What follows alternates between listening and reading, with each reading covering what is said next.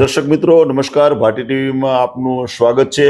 આજે આપણે આવ્યા છે વિશીપરાની અંદરમાં ક્રિશા ઉબડિયા, જેઓ કરાટેની અંદરમાં ગુજરાતનું નામ રોશન કર્યું છે અને પોતે નેશનલ લેવલે એમને આખું નામ રોશન કર્યું છે અને ઠેઠ ભારતની અંદરમાંથી એને 3જો નંબર મેળવીને પોતે હવે જાપાન જવાના છે ક્રિશા, બરાબર છે ને?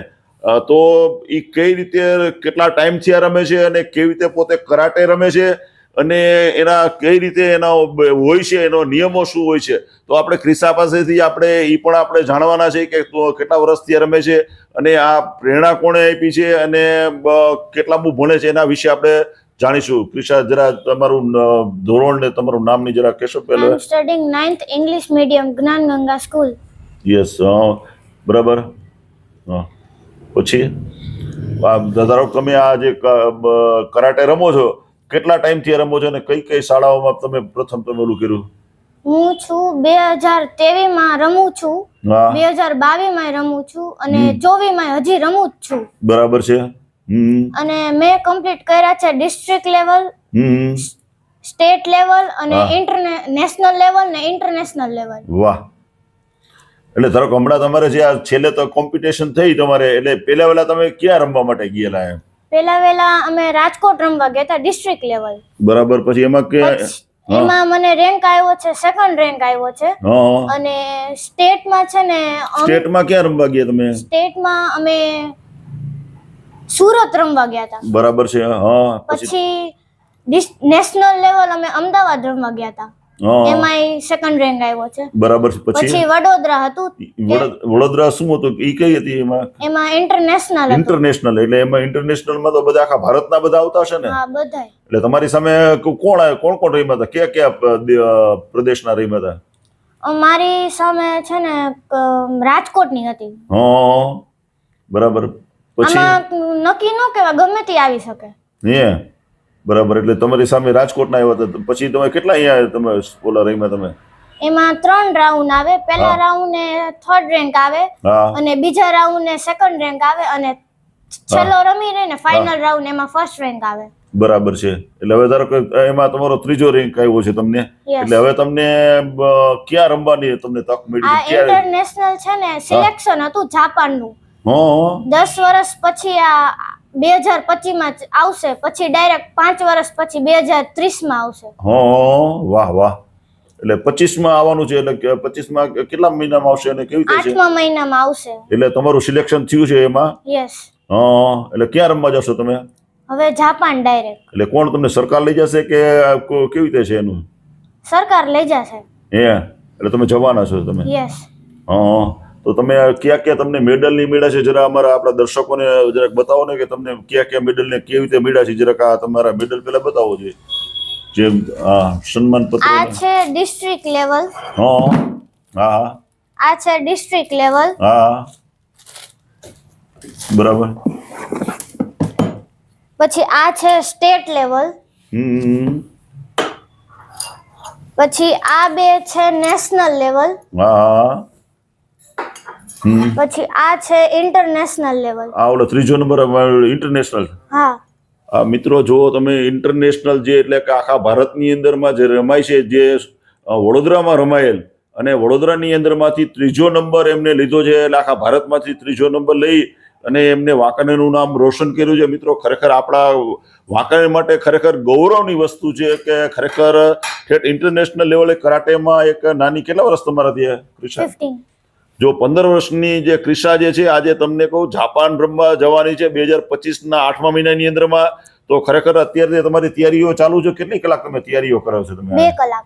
2 કલાક રોજ? ક્યાં તમે ટ્રેનિંગ કરો છો? સાહેબ તો અત્યારે જે આવતા નથી, એટલે સાહેબ આમ કહી દે કે તમારે આ કરવાનું છે, એટલે ઘરે 2 કલાક કરવું।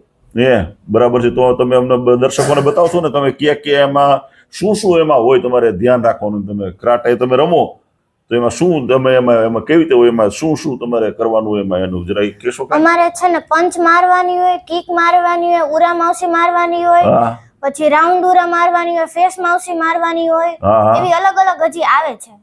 એમને તમને આ પ્રેરણા કોણે આપી કે આવું આ તમારે રમવાની તમારામાં હુનર છે, આવું એવું કોણે તમને? આ રાજકોટના સાહેબ છે, જય સર ચૌહાણ। ઈ સાહેબે 2022 માં ચાલુ કર્યું હતું નિર્મલામાં. બરાબર છે. મેં 2 વર્ષ અહીંયા કર્યા 22 ને 23. બરાબર છે.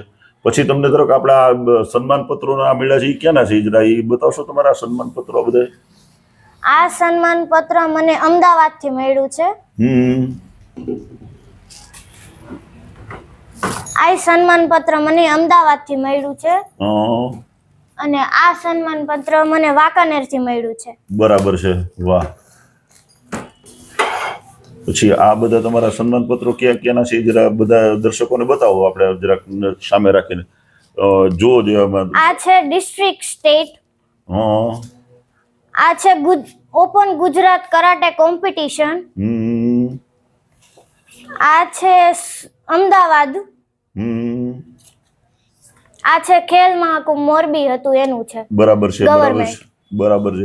એટલે તમે આમ તમારો કોન્ફિડન્સ કેવો કે તમે જાપાનમાં રમવા જવાના છો તો તમે અહીંયા કેવું આમ વિજેતા થઈને આવશો કે કેવું આમ તમને આમ ફિલિંગ અત્યારે થઈ રહ્યું છે જરાક? અત્યારે તો કોન્ફિડન્સ છે કે ફૂલ પાકું જ છે કે રેન્ક લાવવાનો જ છે. બસ એટલે એની અંદરમાં કોઈ વેટ વજન ને એવું પણ હોય કે આટલા વજન વાળા રમે કે ના એમાં યર્સ પ્રમાણે હોય? હા એટલે બરાબર છે. એટલે તમે કયા યર્સ ના ઓલામાં રમો છો અત્યારે જે રમો છો?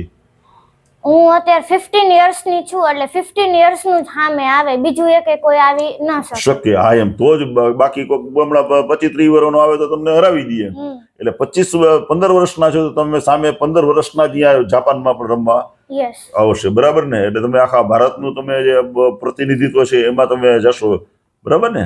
તો હવે અમારા દર્શકોને તમે કેવી રીતે કિક મારો છો અને કેવી રીતે રમો છો એના જરાક અમને એક્શનની થોડા બતાવશો તો આપણે દર્શકોને પણ ખ્યાલ આવે કે કેવી રીતે રમવું જોઈએ. નાની એક 15 વર્ષની મિત્રો વાંકાનેરની એક દીકરી જો આટલું સરસ મજાનો, કારણ કે હવે નવા વિષયો મિત્રો આપણે લાવવાના છે. એટલે અમારા ભાટી ટીવીના દર્શકોને મારે ખાસ કહેવાનું છે કે તમે પણ કંઈક નવું કરો.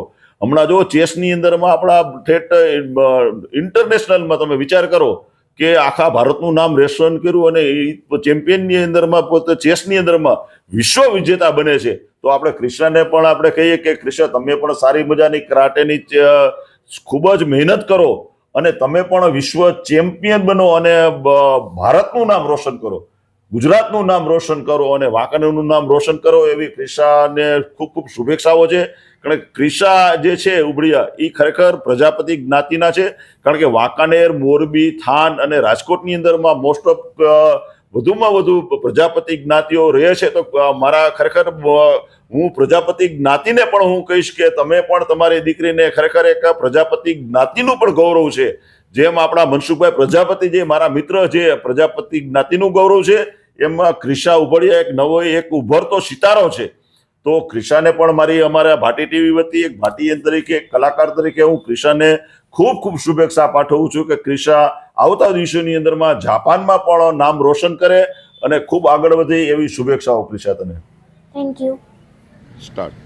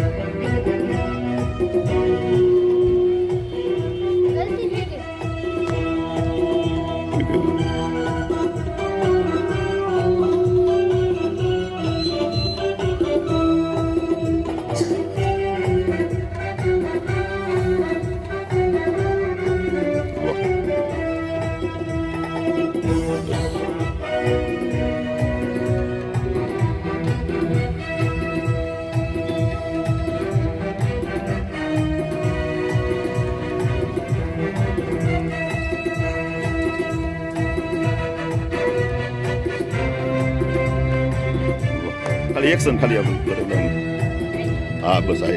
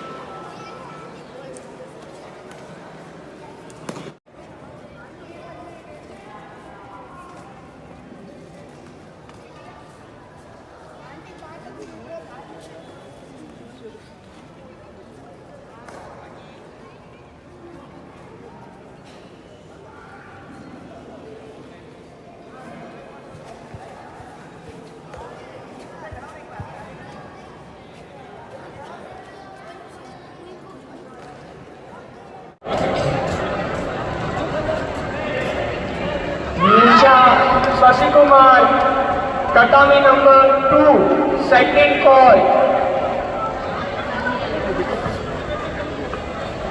14 continues.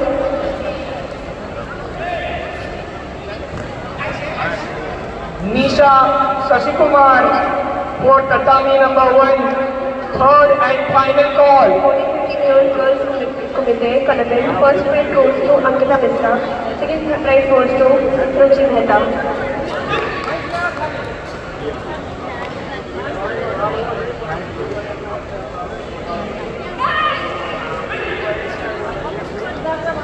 बालक श्रद्धा नेक्स्ट जहाँ पे भी है वहाँ से ये बल्लेबाजी हो रहा है बालक श्रद्धा